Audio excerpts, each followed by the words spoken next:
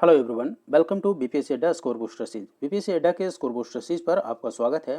इसके अंतर्गत हम उन टॉपिक को कवर करते हैं जहां से आपके एग्जाम में डायरेक्ट क्वेश्चन पूछ लिए जाते हैं और जिसका समझ आपके लिए आवश्यक है।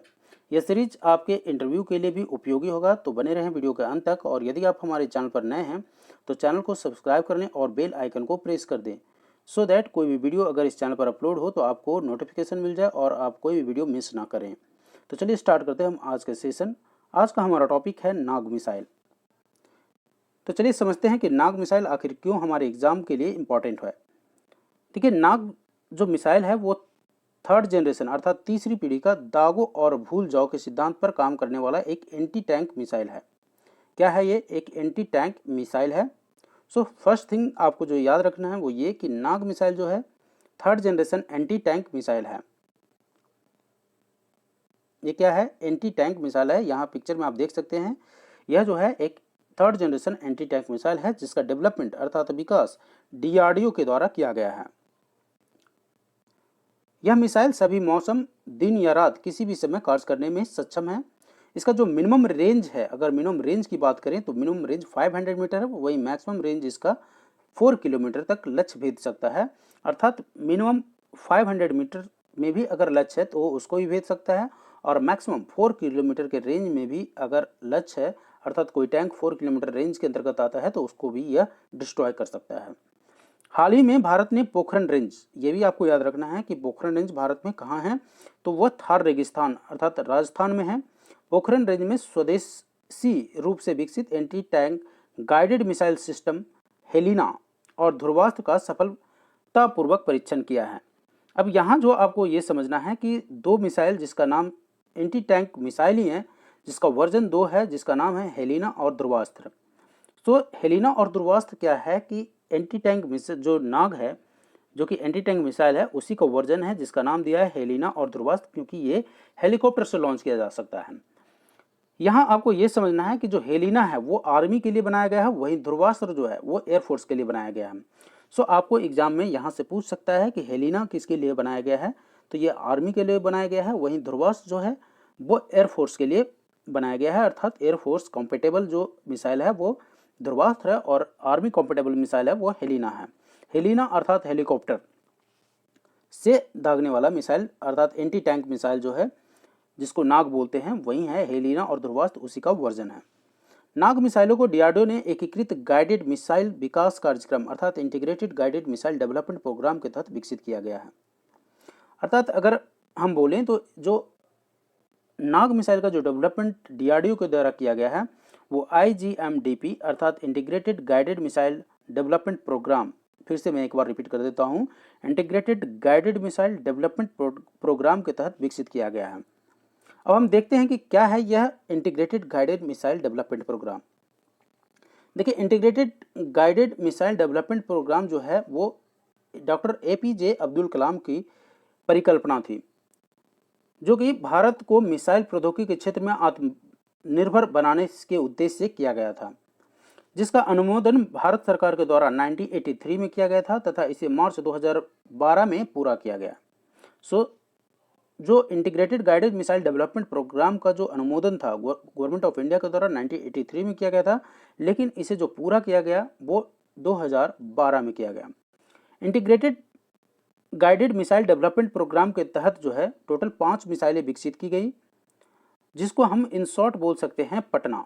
अर्थात इसको हम इस तरह से बोलते हैं, ये आपको इस ट्रिक के माध्यम से आप याद रखिए। Patna, P for Prithvi, A for अग्नि, टी फॉर त्रिशूल, एन फॉर नाग और ए फॉर आकाश।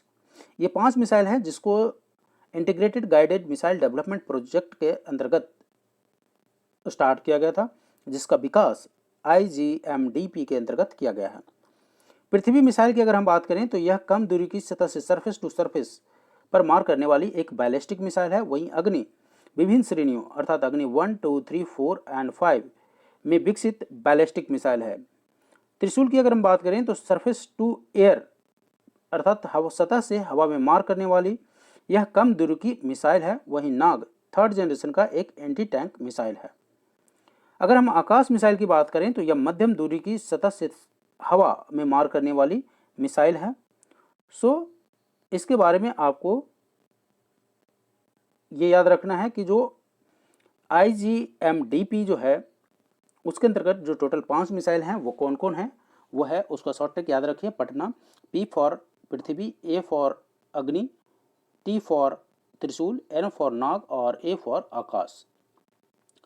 सो फिर से हम एक बार कवर कर रहे हैं इन पटना को। पृथ्वी एक कम दूरी की सतह से सतह पर मार करने वाली, सरफेस टू सरफेस, ये याद रखिए आप, सतह से सतह मार करने वाली मिसाइल है। वहीं अग्नि विभिन्न श्रेणियों में विकसित बैलिस्टिक मिसाइल है और त्रिशूल सतह से हवा में मार करने वाली एक कम दूरी की मिसाइल है। नाग वहीं तीसरी पीढ़ी की एंटी टैंक मिसाइल है और आकाश मध्यम दूरी की सरफेस टू एयर मिसाइल है। सो अगर इस वीडियो को हम समराइज करें तो आपको जो याद रखना है वो ये कि नाग जो मिसाइल है वो नाग मिसाइल क्या है। तो नाग मिसाइल जो है third generation anti tank missile है। नाग क्या है, एंटी टैंक मिसाइल है। और अगर हम इसका आर्मी वर्जन और एयरफोर्स वर्जन की बात करें तो आर्मी वर्जन को हम बोलते हैं हेलिना और वहीं एयरफोर्स वर्जन को बोलते हैं ध्रुवास्त्र।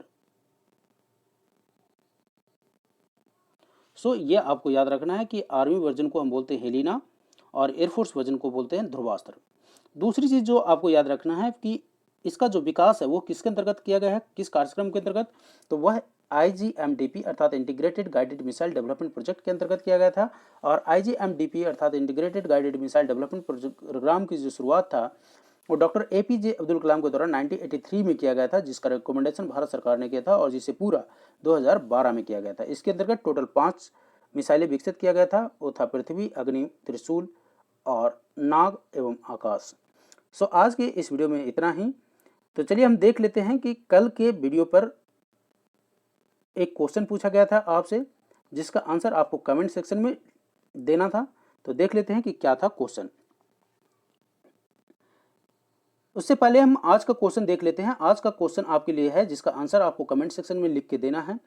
नाग एंटी टैंक मिसाइल का एयरफोर्स वर्जन का नाम क्या है, इसका आंसर आप कमेंट सेक्शन में लिख के दीजिए। तो कल का वीडियो पर आधारित जो प्रश्न है वो ये है कि राष्ट्रीय जूट बोर्ड का मुख्यालय कहाँ है। जो कल के स्कोर बूस्टर सीरीज का जो वीडियो था वो जूट पर आधारित था अर्थात गोल्डन फाइबर पर आधारित था। सो उससे संबंधित एक क्वेश्चन पूछा गया था जिसका आंसर आपको कमेंट सेक्शन में लिख कर देना था।